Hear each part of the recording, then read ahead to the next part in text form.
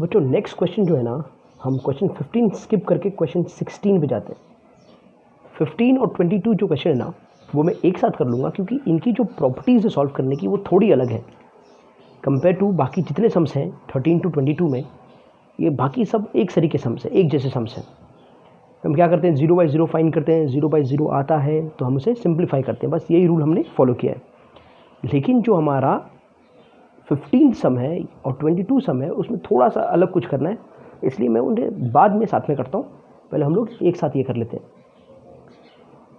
तो ये limit x tends to 0 cos x upon pi minus x, ये सवाल है क्वेश्चन 16। तो हम क्या करेंगे, पहले वैल्यूज़ को पुट करके देखेंगे। तो ये cos 0 upon pi minus 0, cos 0 1 होता है और पाई माइनस 0 पाई हो जाएगा। तो क्या ये 0 बाई 0 आया? ये 0 बाई 0 नहीं आया। अगर ये 0 बाई 0 नहीं आया है तो आगे हमें सॉल्व करने की ज़रूरत नहीं है, यही हमारा क्या होगा, आंसर होगा।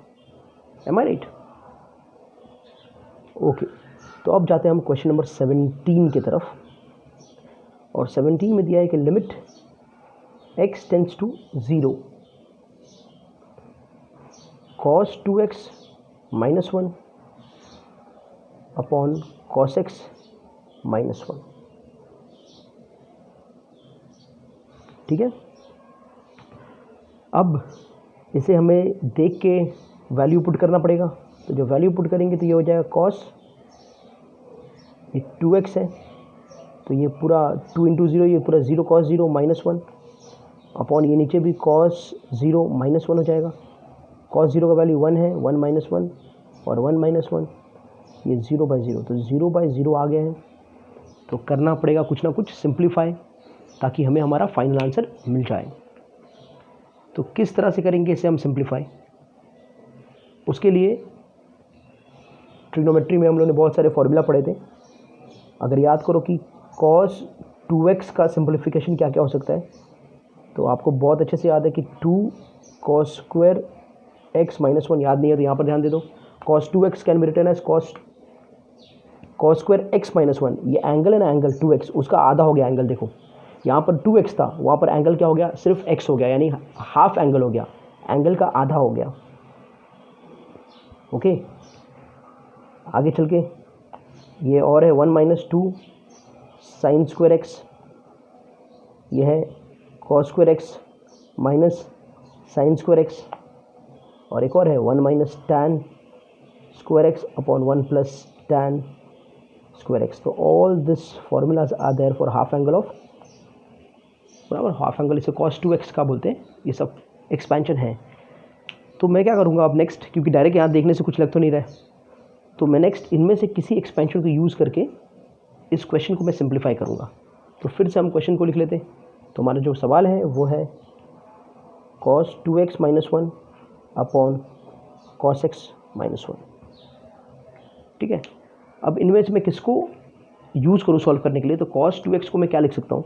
तो सबसे पहले मैं क्या करता ना, cos 2x को मैं ये लिखता हूँ 2 cos स्क्वायर x माइनस 1।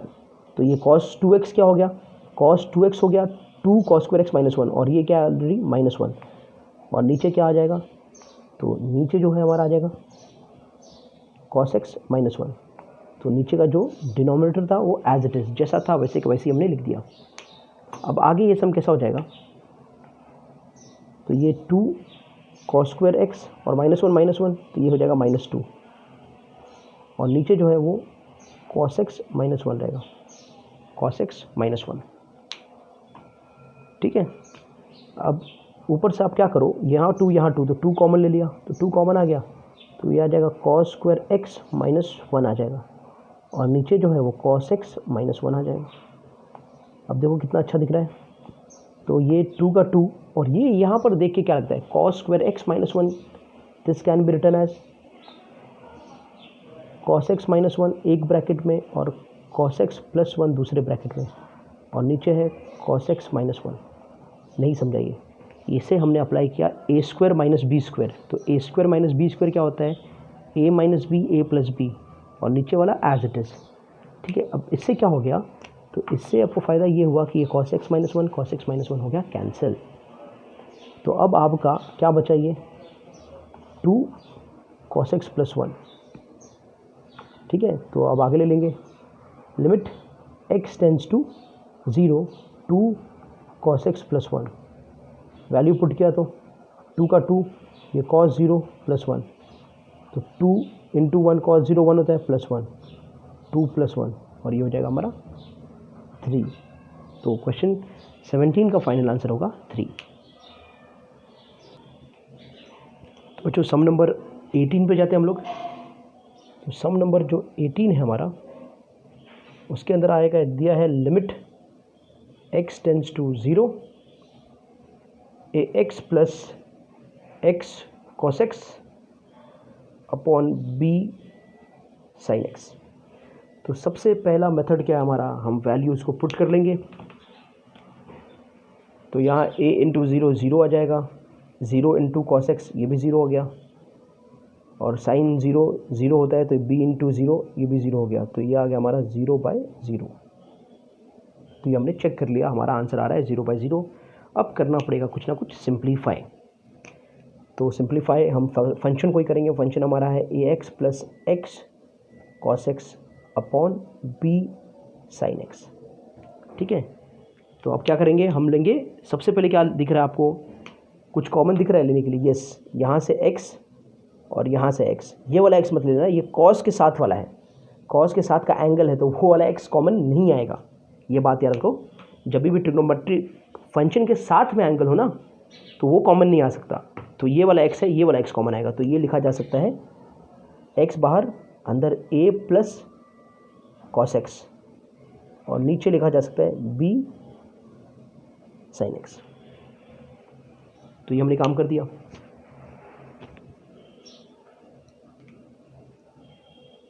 अब आगे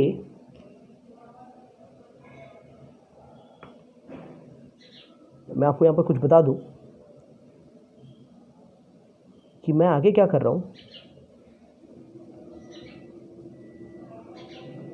ये दोनों ही न्यूमरेटर डिनोमिनेटर में x से डिवाइड कर रहा हूँ, तो ये x a plus cos x आ गया upon x whole upon b sine x upon x। ये काम मैंने इसलिए किया क्योंकि जो पहला फॉर्मूला था हमारा, limit theta tends to 0 sine theta by theta होता है 1, बराबर ना, ये चीज़। तो यहाँ पर दिख रहा है साइन x बाय एक्स, ये इसे मैं 1 बना सकता हूँ। बस इसी के लिए मैंने ये काम कर दिया, आ रहा है समझ में, बस यही चीज़ के लिए मैंने ये काम कर दिया। क्या कहते हैं, दोनों से डिवाइड कर दिया, तो इसके कारण ऊपर क्या होगा, ये x और ये x कैंसिल हो जाएगा, तो ऊपर जो बच रहा है सिर्फ बच रहा है a cos x, और नीचे जो बच रहा है वो बच रहा है b sin x by x। अब मैंने इतना सिंप्लीफाई कर दिया, बस है मेरे लिए। अब मैं क्या करता हूँ, अब मैं लिमिट को लेके वैल्यूज पुट करता हूँ। तो limit x tends to 0 a plus cos x upon b sine x by x, ये काम हो सकता है। तो आगे ये लिमिट, आगे हम लिमिट का वैल्यू पुट कर देते हैं, लिमिट का वैल्यू अप्लाई कर देते हैं। तो ऊपर वाले के लिए जब अप्लाई करेंगे तो ये आ जाएगा limit x tends to 0 a plus cos x upon limit x tends to 0 b बाहर बाद में ले लेता हूँ, साइन x अपॉन x और इंटू b, ऐसा लिख देता हूँ। ऑलराइट, अब यहाँ पर ऊपर जब न्यूमरेटर में आप लिमिट अप्लाई करोगे तो a तो कांस्टेंट है, x नहीं है उधर, तो a का a रहेगा और cos x का हो जाएगा cos 0। नीचे ये जो पार्ट है a यहाँ तक, a b को छोड़ दिया, तो ऐसा हो गया limit theta tends to 0 theta upon theta sine theta upon theta is 1। तो ये पार्ट का वैल्यू क्या आ गया, 1 आ गया इंटू b। तो a का a हो गया, cos 0 होता है 1, और नीचे क्या हो गया b। तो ये हमारा क्या हो गया, आंसर। ठीक है, so in that way we got our answer.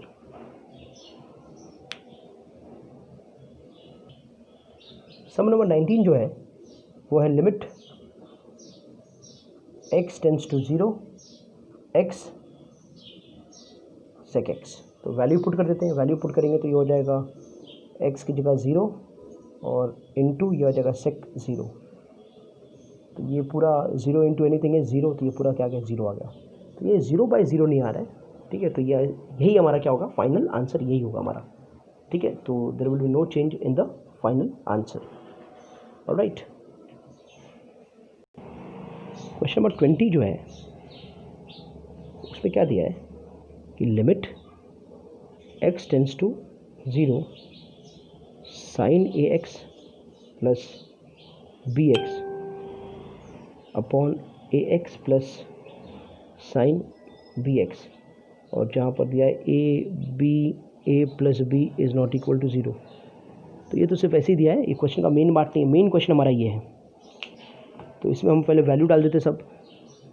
तो sine a into 0 plus b into 0, फिर a का 0, फिर साइन b और x का 0, ये सब मिलके 0 प्लस 0 अपॉन 0 प्लस 0, ये आ गया 0/0। अब करना पड़ेगा कुछ ना कुछ सिंप्लीफाई ताकि हमारा आंसर आ जाए, करना पड़ेगा कुछ ना कुछ सिंप्लीफाई ताकि हमारा आंसर आ जाए, ठीक है। तो हम करेंगे इसे सिंप्लीफाई। तो ये जो दिख रहा है sine ax plus bx upon ये ax प्लस साइन bx। अब मैं क्या करता हूँ, ये साइन ax के साथ अगर ax आ जाए तो हमारा काम कुछ होना कुछ होगा। मैं कहने का मतलब ये है sine theta upon theta limit theta tends to 0 is 1, ऐसा मैं कुछ अप्लाई करना चाहता हूँ। तो मैं क्या करता हूँ, यहाँ पर ये साइन ax को एज इट इज़ रखता हूँ और नीचे ला लेता हूँ ax और मल्टीप्लाई भी करता हूँ ax से, ताकि मेरा क्वेश्चन चेंज नहीं होगा। अगर हम मल्टीप्लाई डिवाइड सेम टर्म से कर देते तो क्वेश्चन का टर्म चेंज नहीं होता। और bx को एज इट इज़ रख दिया। नीचे हमने क्या किया, ax को एज इट इज़ रखा और sine bx upon bx into bx कर दिया। तो आपने देखेंगे कि क्वेश्चन चेंज नहीं हुआ है, बराबर। ये x से ये x कैंसिल हो जाएगा तो साइन ax ही रह गया, ये bx से bx कैंसिल हो जाएगा तो साइन bx ही रह गया। अब हम क्या करते हैं, lim x tends to 0 sine ax upon ax into ax plus bx upon limit x tends to 0 ax plus sine bx upon bx into bx, ये कर दिया। अब इसे 1 होने के लिए, ये पार्ट को पूरा 1 होने के लिए हमें क्या चाहिए, ax इधर है तो इधर भी ax और इधर भी ax चाहिए।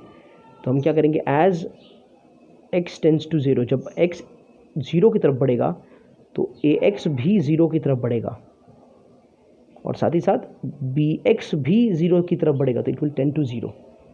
तो इसमें आ जाएगा हमारा limit ax tends to 0 sine ax upon ax into ax plus bx, और यहाँ पर आ जाएगा limit bx tends to 0 ax plus sine bx upon bx into bx। तो अब ये फॉर्मूला अप्लाई करेंगे, यहाँ पर हम लोग ये सब अप्लाई करेंगे। तो जब हम ये वाला पार्ट में अप्लाई करेंगे तो इधर आंसर आ जाएगा 1 इंटू ax प्लस bx, और ये वाले पार्ट में जब साइन का वैल्यू अप्लाई करेंगे, ये वाली पार्ट की बात कर रहा हूँ, ठीक है, लिम और ये वाला पार्ट। तो इधर आ जाएगा ये वाला ax एज इट इज़ रहेगा प्लस 1 इंटू bx, तो ये हो गया ax प्लस bx और ax प्लस bx। अब ax प्लस bx क्या हो जाएगा, ये हो जाएगा कैंसिल और आंसर क्या हो जाएगा 1। ओके, तो होपफुली आपको ये बात समझ में आ गया होगा।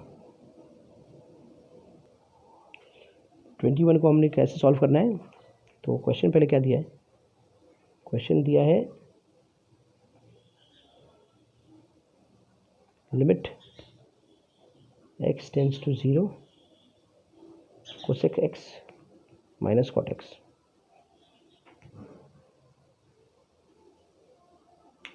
ठीक है, तो ये जब वैल्यू अप्लाई करूँगा मैं, तो ये आ जाएगा हमारा कोसेक 0 माइनस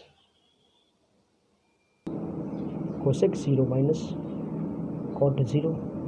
कोसेक 0 होता है इन्फिनिटी माइनस इन्फिनिटी। अब कई बच्चे बोलेंगे भाई इन्फिनिटी माइनस इन्फिनिटी हो गया 0, नहीं, इन्फिनिटी माइनस इन्फिनिटी भी, ये आपको मैंने इंट्रोडक्शन लेक्चर में नहीं बताया है, ये हो जाता है इनवैलिड और इनडिटर्मिनेट, ये डिटरमाइन नहीं हो सकता। तो ये भी इन्फिनिटी पे इन्फिनिटी भी वही चीज़ होता है। समझ में आ गया? तो कुल क्या क्या इनवैलिड होता है वो बात समझ लो। 0/0 इनवैलिड है, इन्फिनिटी बाय इन्फिनिटी इनवैलिड है, इन्फिनिटी माइनस इन्फिनिटी इनवैलिड है, और 0 टू द पावर, ये मुझे याद आ रहा है, 0 टू द पावर 0 ये भी इनवैलिड है। तो ये सब इनवैलिड होते हैं। तो जब इनवैलिड हो गए तो हम क्या करेंगे, इसे हम सिंप्लीफाई करेंगे। तो हम लिखेंगे इसको लिम x टेंड्स टू 0,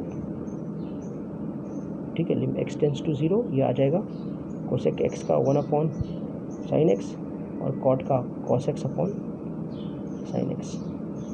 ये लिमिट x टेंड्स टू 0, ये आ गया 1 minus cos x upon sin x, ठीक है। ऑल राइट, नाउ अब क्या कर सकते हैं हम लोग,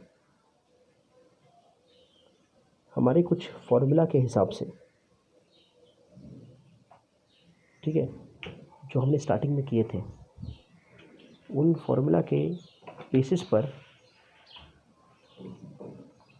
जैसे कि एक फॉर्मूला हमने किया था 1 minus cos theta upon theta is equal to 0, अगर लिम टीटा टेंड्स टू 0, अगर ऐसा हो तो। दूसरा फॉर्मूला क्या है, lim theta tends to 0 sine theta upon theta equals to 1। तो इन दोनों को मैं यूज़ करना चाहता हूँ। तो यहाँ पर मैं लिख लेता हूँ limit x tends to 0 1 minus cos x upon x into x. ये होपफुली आपको समझ में आया होगा। ये मैंने क्या किया, और नीचे जो है ये साइन एक्स, इसको लिख दो sign x upon x into x, ठीक है। तो ये जो है चीज़, ये वैल्यू दिख रहा है, limit x tends to 0 1 minus cos x upon x, ये क्या हो गया 0, ये 0 हो गया, ठीक है, और इनटू ये x हो गया अपॉन ये 1 हो गया, 1 इंटू ये x हो गया, तो ये 0/x आया। बाद में इस पर लिमिट का जब वैल्यू पुट करोगे तो ये भी आ जाएगा 0, यहाँ पर x भी तो 0 है, तो 0/0 अगेन ये इनवैलिड हो गया। तो इसे सॉल्व करने के लिए हमें कुछ और मेथड का अप्लाई करना पड़ेगा, ठीक है। तो वो और मेथड क्या है मैं आपको समझाता हूँ।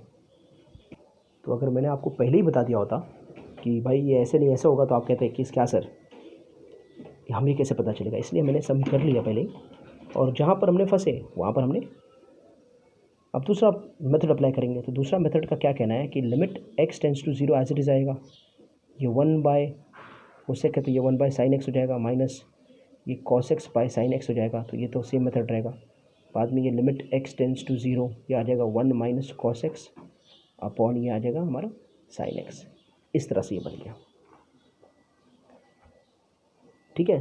तो अब याद करो एक आइडेंटिटी को, देखो हम एक बहुत सारे ट्रिग्नोमेट्रिक फंक्शंस को यूज़ करने हैं, ठीक है। तो एक आइडेंटिटी जो है, जैसे होता है, लिखते हैं हमने cos 2x, तो cos 2x क्या होता है, 2 cos स्क्वायर x माइनस 1, ठीक है। अब एक बात सोचो, अगर मैंने ये एंगल को 2 से डिवाइड कर दिया, ये एंगल को 2 से डिवाइड कर दिया, तो ये क्या हो जाएगा cos x, ये 2 का 2, ये हो जाएगा cos स्क्वायर x बाई 2, क्योंकि इधर भी तो मैं 2 से डिवाइड करूँगा, इस एंगल को भी 2 से डिवाइड करूँगा, और ये हो जाएगा आपका -1। तो आपने क्या देखा, cos x प्लस 1 जो है ना, उसका वैल्यू है 2 cos स्क्वायर x बाई 2। ये हाफ एंगल का एक फॉर्मूला है, ये 1 इधर आया तो +1 हो गया, ये जो 1 है ना इधर आया तो +1 हो गया। इस तरह से, इसी तरह से ना मैं cos x माइनस 1 का फॉर्मूला निकाल सकता हूँ, ठीक है।